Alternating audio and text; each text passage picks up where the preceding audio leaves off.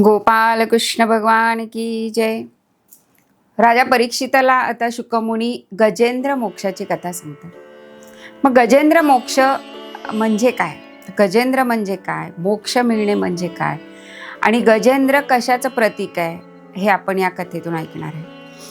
क्षीरसागरामध्ये त्रिकुट नावाचा एक मोठा पर्वत होता आणि ह्या पर्वताच्या अवतीभोवती असंख्य झाडी होती, छान छान फुलबागा होत्या, फळबागा होत्या आणि या त्रिकुट पर्वतावर अनेक प्रकारची रत्नसुद्धा होती.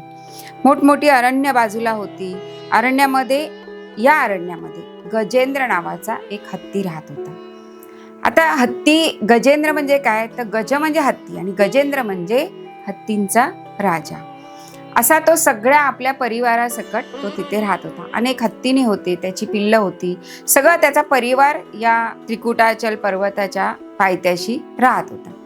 आता तो सगळा सुख उपभोग घेत होता. सगळं अरण्यातील फळं, फुलं, बाग सगळे छान चाललेलं होतं.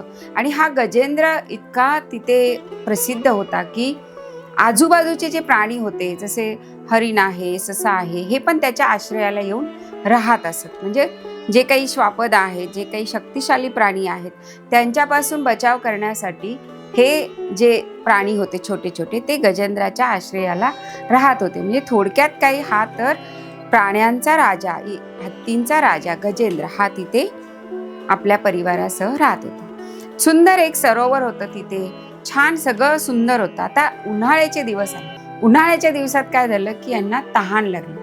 मग तहान लागल्यामुळे ते पाणी शोधण्यासाठी म्हणजे त्या सरोवरात हा सगळा कळप हत्तींचा निघाला आणि त्या सरोवराजवळ जाऊन पूर्णपणे तृप्त झाले पाणी पिऊन.